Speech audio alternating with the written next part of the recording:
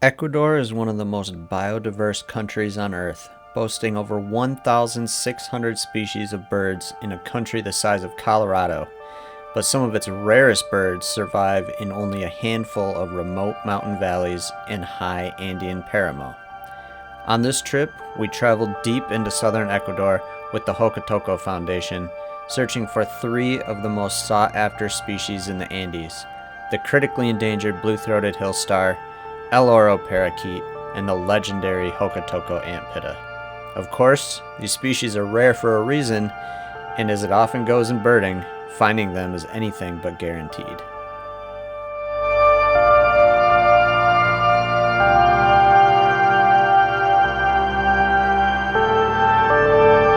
Well, today is the second day that we are here in Ecuador, and it's our first day of birding.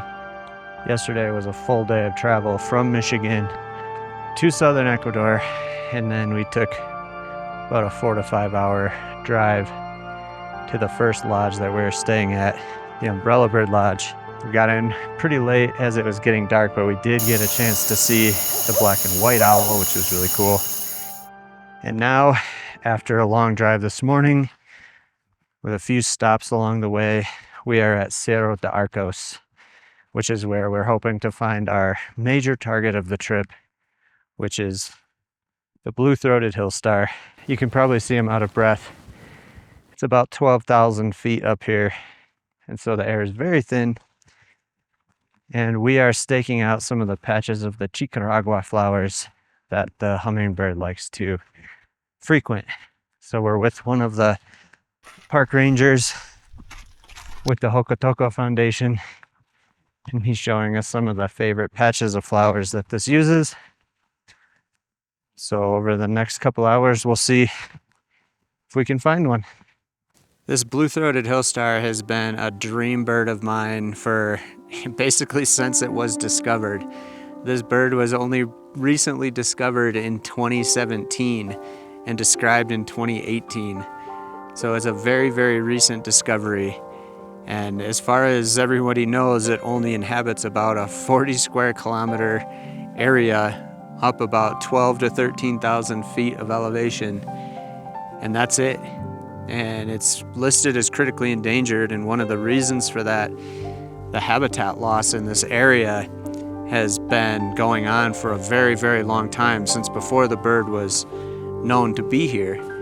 And so with that habitat destruction for farming and cattle grazing, this bird has already lost a lot of its habitat. Luckily, Jocotoco Foundation set up a reserve area, protected area for this hummingbird. And so the future is, at least for now, secure for this bird. But they're not just setting aside that little bit of land, they're actually doing habitat restoration, trying to help this bird recover population-wise from all of the widespread habitat destruction that's occurred. It's really cool to be able to come on a trip like this and, support Jocotoco Foundation, the amazing conservation work that they're doing throughout Ecuador, while also getting to see some really, really cool birds. We finally figured out where the blue-throated hillstars are spending most of their time. We've seen at least 2 males so far, and they are hanging around this chicaragua patch, which is their favorite flower that they like to visit. We're lucky because there's a lot of it in bloom right now, and so the hummingbirds are really active. They seem to be coming to this patch right in front of me every maybe 20 or 30 minutes. We have the rest of the afternoon today and the morning tomorrow to spend here in the paramo, looking for more blue-throated hillstars. Andean condors are sometimes in the area. There's a whole bunch of other really cool high elevation paramo birds that visit this area.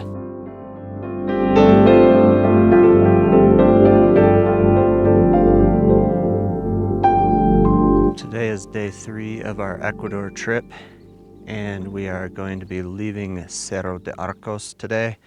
We're going to a lodge that has the Jocotoco Antpitta Tapachalaka Reserve at Casa Simpson. So that's another one of our big targets. It's a long drive to get there. It's about 5.5 hours. And that's if you don't stop for birding, which we're definitely gonna do. So we're gonna get started early this morning, but I wanna take the little bit of time to talk about the lodge here at Cerro de Arcos, which most birders don't end up staying at this lodge up here. Most birders will only spend part of a day looking for the blue-throated hillstar and then head back down to lower elevation. But this lodge that we're staying at, it's got to be one of my favorite lodges that I've stayed at. There's a main cabin area, and that's where all of your food is cooked. That has a nice little living area. It's got a wood fire heater. It's just really, really beautiful. What's really unique about it is it's built right into the rock base. And then recently they added a whole new set of cabins. And the cabins themselves are really nice too. There's a living area, and then in the one that we're staying at, there's 3 different bedrooms, each with its own shower. So that makes it really comfortable. It gets really, really cold up here at night. There's no denying that. The blankets on the beds are super warm. I had no problem sleeping last night. Said that there was supposed to be hot water for the shower. I couldn't find any hot water, but that's a minor inconvenience for being able to stay in a place that is just so, so beautiful. So we're gonna eat breakfast now, and then we're going to head down to lower elevation, try to see some new birds.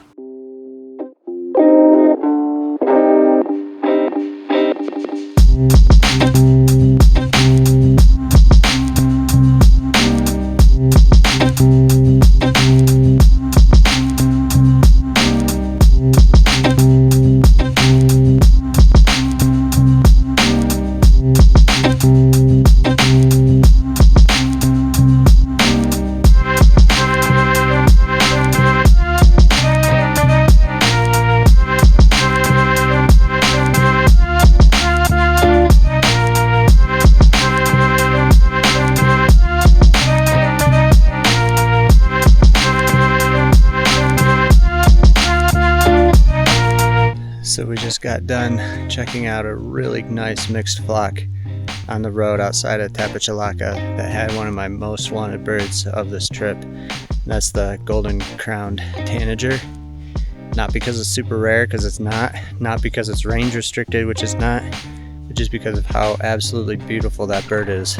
And we ran into probably about 4 or 5 of them, and they ended up being super cooperative, ended up getting some amazing looks, great photos, and they mixed in with a bunch of other species too, so we ended up having a great time. Added a ton of new birds for the trip already, and now we're gonna head out and try to find some more new birds. But the birding here at Tapachalaka already has just been incredible. Plus the scenery's not so bad either. We just keep running into mixed flock after mixed flock along this road. It's like we can't drive more than a quarter mile without hitting another big mixed flock with new species in it all the time. Orange-banded flycatchers were super cooperative. This is just some of the best mixed flock birding that I've ever had. It's so nice because everything is like right at eye level, and you don't have to strain your neck way up. They're not super far away. They're right around the road. It's just absolutely perfect for viewing the birds, photography. The lighting is great. Like, this is just awesome. This road outside Tapachalaka is awesome. Today is day 4 of our Ecuador trip, and we spent the night at Tapachalaka Reserve. We had a really incredible afternoon of birding here yesterday, and today we're up early eating breakfast, and after this we'll go look for the major target number 2 of this trip, which is the Jocotoco Antpitta.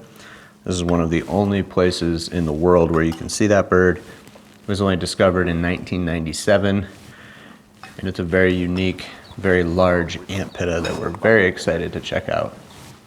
It rained most of the night, so I'm not sure what the trails are going to look like today. Might be a little muddy. It's still raining a little bit, but we're going to go look for it anyway. So as soon as it starts getting a little lighter out, we finish breakfast, drive down the road a little bit, a short walk to a relatively new feeding station that the Jocotoco Antpitta has been coming to. It sounds like it's changed feeding locations, or maybe they found a different pair.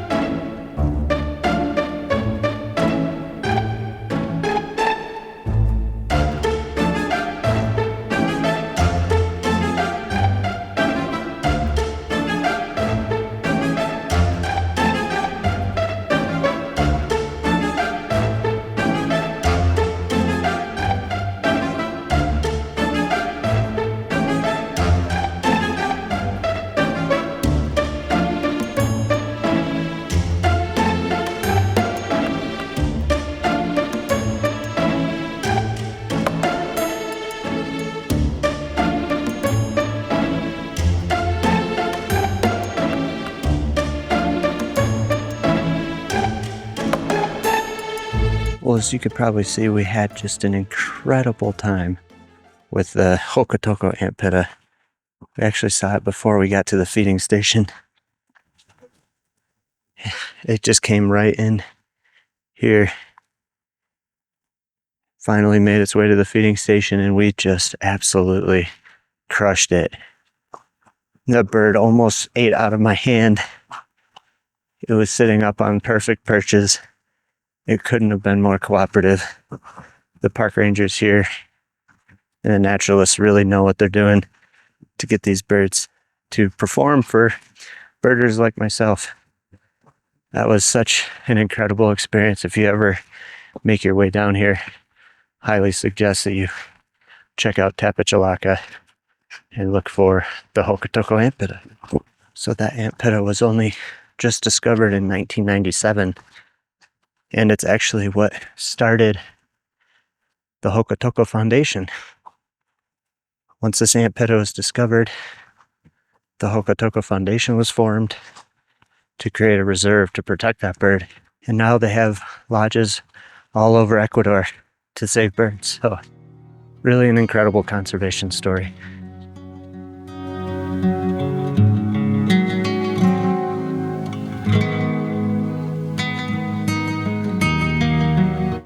So we woke up this morning at Tapachalaka. We had one more chance to see and photograph the Jocotoco Antpittas. Ended up being really amazing. We had 3 individuals, a little family group all together. We then took a very long drive. It took us about 7 hours to get here to Buenaventura. And this is where we're gonna spend the night tonight. And right now I'm trying to get hummingbirds to feed out of my hand. They have all of these hummingbird feeders set up. Supposedly they will come and feed out of your hand with this little contraption here. But there are so many hummingbirds around here. I only have about 5 minutes to do this because soon we're going to head up the road to the long-wattled umbrella bird lek. Apparently they're very cooperative right now. Really looking forward to seeing that bird. It's one of the namesake birds here. This is the Umbrella Bird Lodge. Again, this is owned by Jocotoco Foundation. They installed this lodge to help save the birds that are here, including the Oro Parakeet, the Ecuadorian tapaculo, and these long-wattled umbrella birds, as well as the rest of the birds that use the reserve.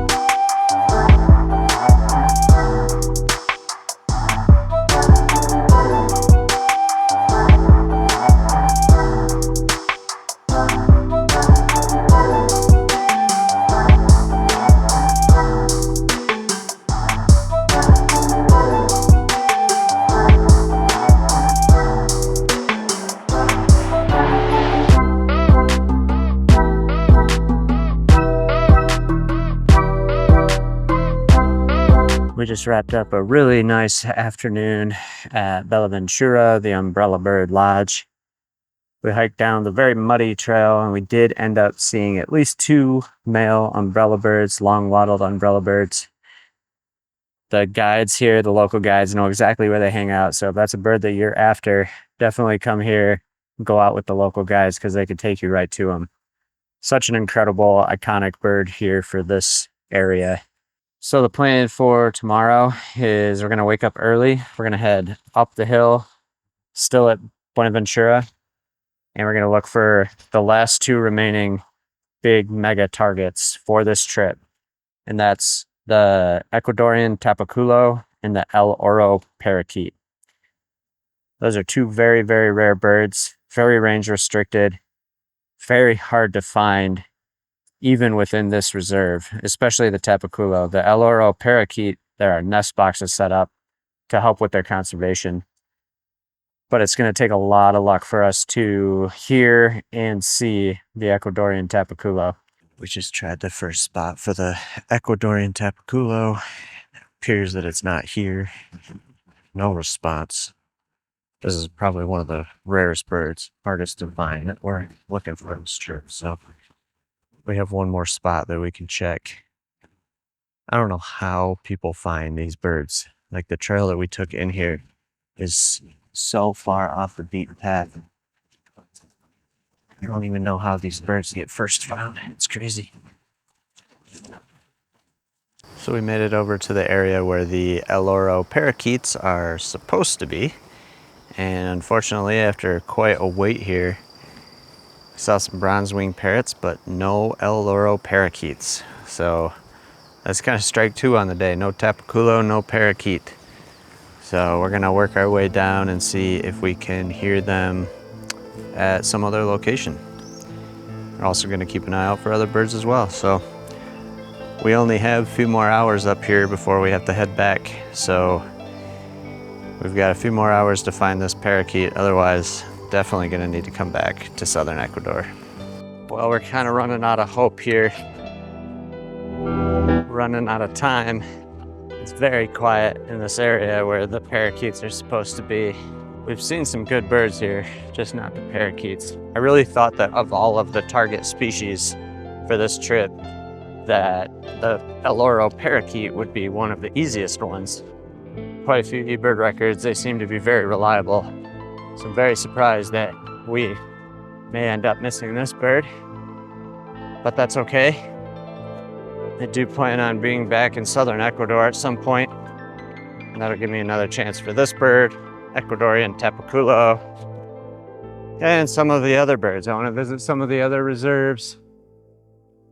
I don't know what that was. There's still plenty of birds down here to see, plenty of places to visit. I'm really looking forward to coming back here at some point. So we're gonna keep birding around the next few hours before we head down for lunch and then head back to Guayaquil. Maybe we'll get lucky and find this parakeet after all. We'll see. This is absolutely incredible. So our car got stuck in the mud up at the upper edge of this reserve. They called for a car to come get us. I walked all the way back up the hill to the car to come get water and food. And I joked with our guide that I was gonna find Oro Parakeet on the way back up to the car. I get to the car, and in a dead snag sitting right next to the road is an Oro Parakeet. It's not calling, it's silent, it's just sitting there, perfectly perched up.